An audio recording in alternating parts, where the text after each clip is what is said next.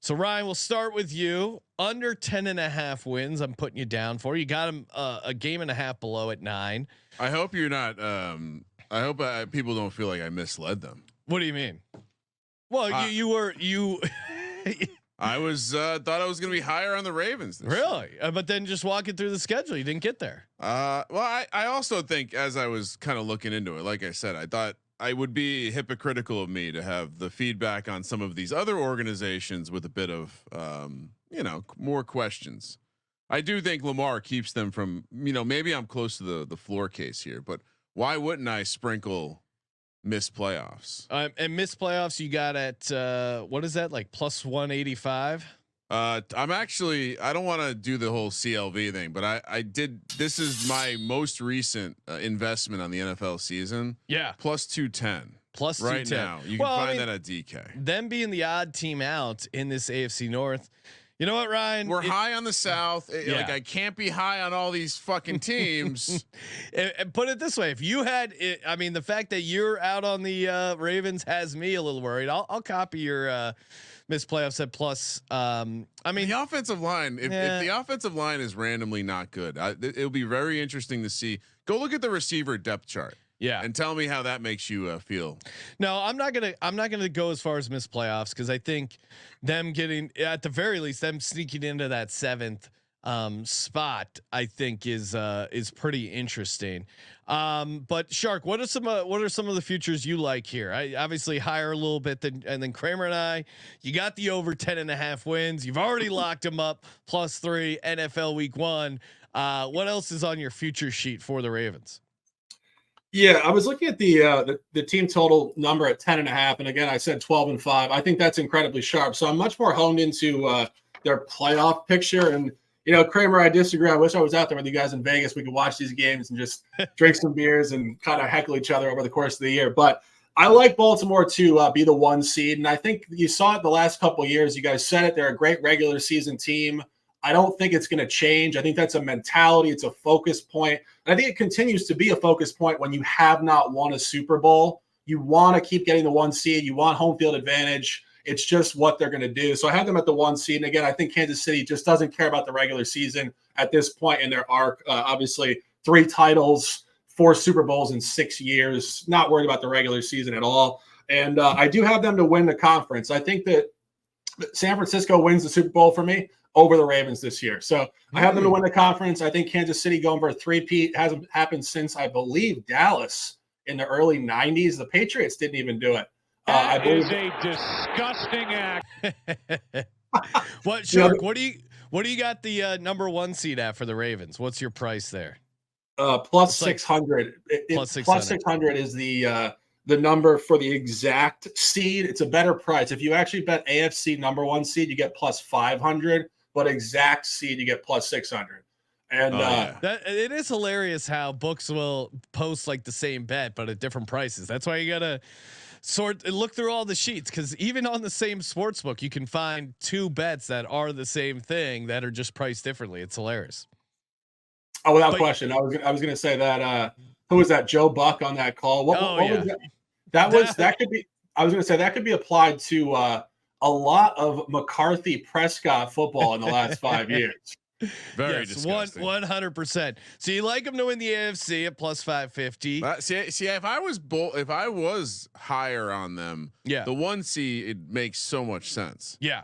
I don't know if I could do the continuation bet to have them win the AFC as well. That just feels like I'd be walking down a path of, well, this hasn't happened before. Is it really going to happen this year? No, I of the 2, like if you're high on the Ravens, I like his 1 seed is number 1 seed way better. MVP, does he run it back? I don't know.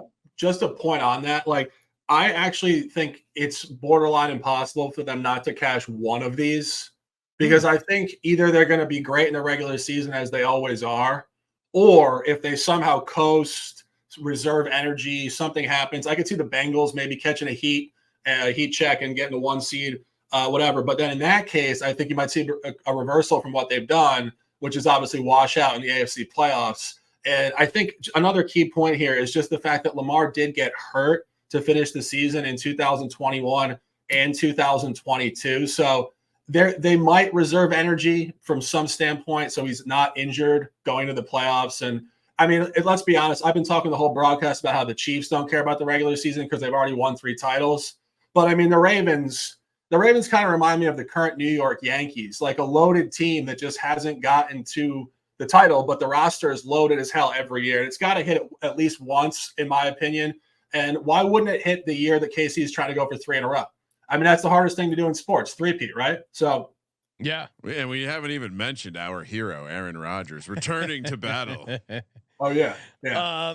So, all right. Yeah, no, I mean, it's easy. And, I totally get it. The optimism on the Ravens.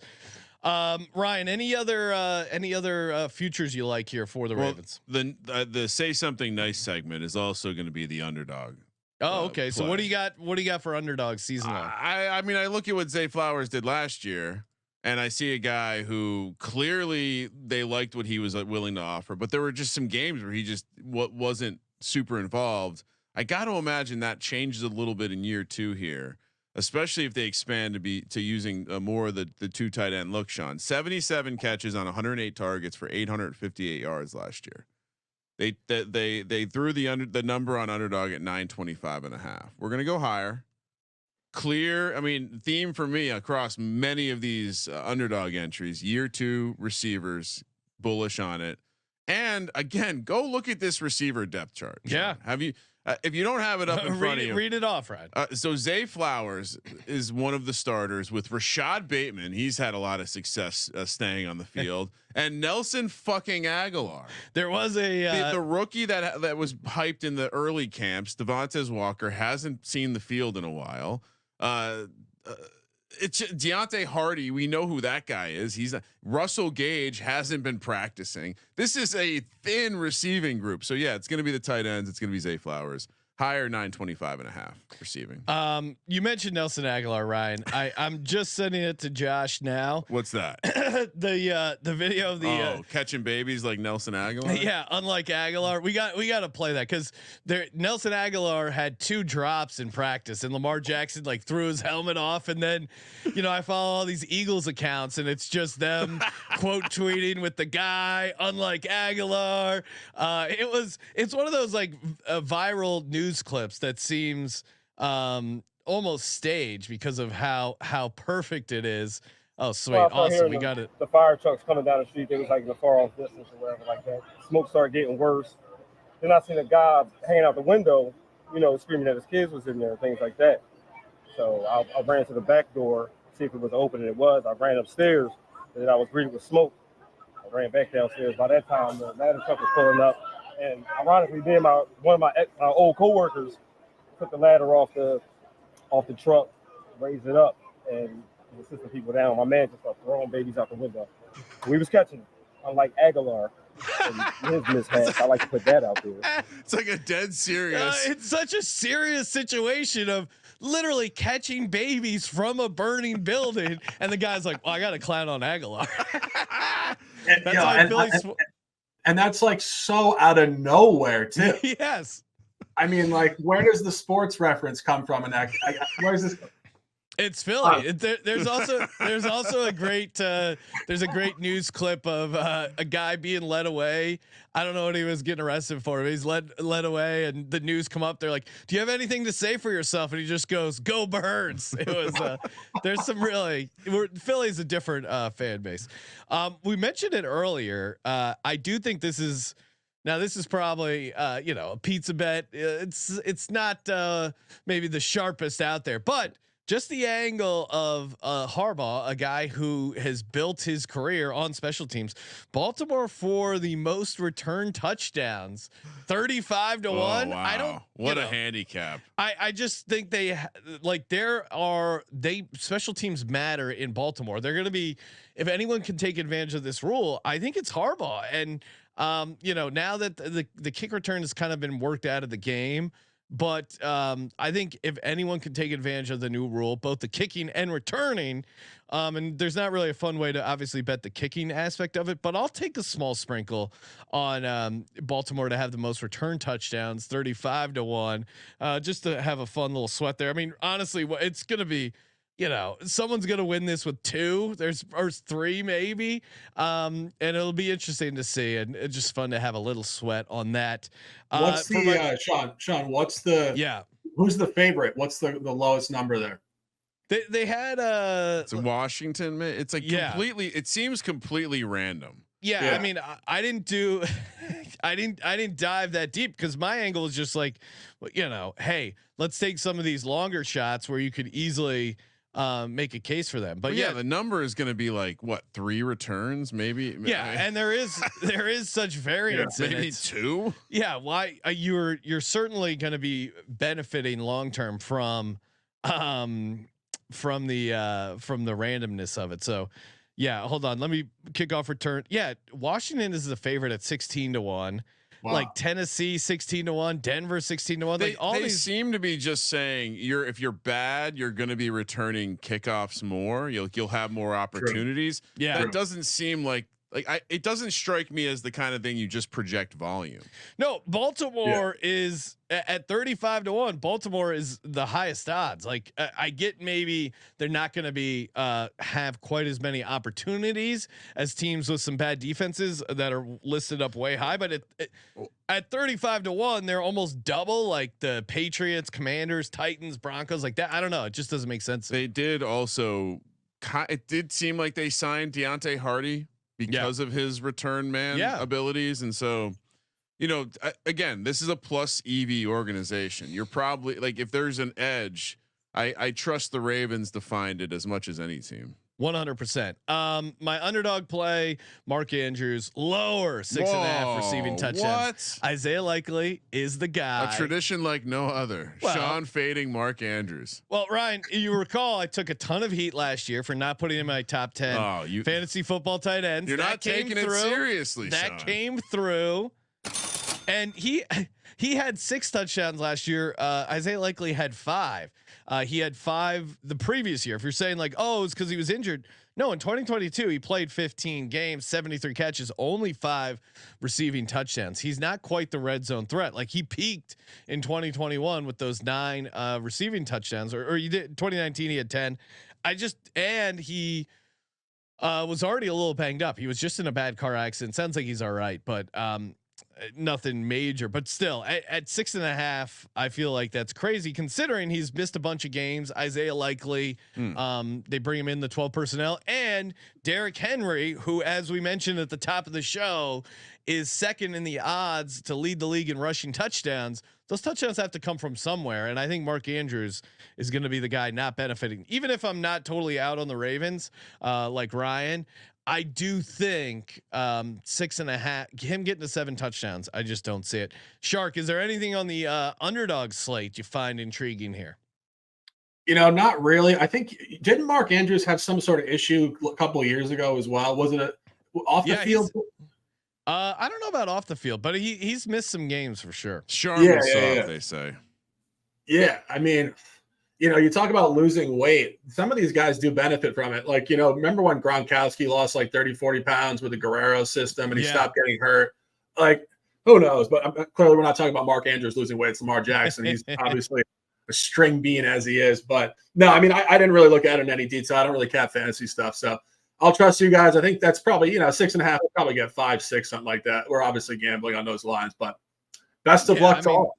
Yeah, of course. Although Sean, I do love that plus 3,500 because, plus 3,500. You said 35-1. Yeah, I mean, put $100 on that, you're walking away with $3,500. I mean, yeah, come on. And you get to root for the most abstract, like just hilarious bet of every week. Just watch their games, and honestly, from a schematic standpoint, you guys said it. Harbaugh came up. He was the special teams coordinator with the Eagles, right, or something like that. He has with Andy Reid. He was special teams coach. And just in general, I was actually reading about how their special teams coordinator was heavily involved in the committee that was working with the NFL on this new rule. So they got the inside track. Yeah, he was special teams from Eagles 98 to 2006, and then I was hesitating because they moved him to defensive backs in 2007 because there was a stigma back in the day about not hiring special teams guys to be head coaches. And Andy Reid, always good to his assistants, wanting to try and get them head coaching jobs. They made him D-backs coach in 2007. Then he ended up getting the Ravens job in 2008. But yeah, he also special teams at Indiana, Cincinnati, Morehead State. So he's, I mean, again, like this dude knows special teams. And to Shark's point, like you're not going to feel cooked on this bet. I mean, I can see myself week 18. All they need is 2 return touchdowns to chop this pot, and it's a kind of a fun sweat. So Sean, I was just gonna say that when you were talking about it, I was gonna say it because it's such a gamble. It's gonna probably cluster. Like they're probably gonna get 2 in 1 week. It's just gonna go that way. Like they schematically are more clear against one opponent in whatever week it is, and they just dominate because the way it's constructed. I mean, I haven't watched a lot of it, but it's kind of like goal line offense, right? Like you have one layer, and that you're just gone.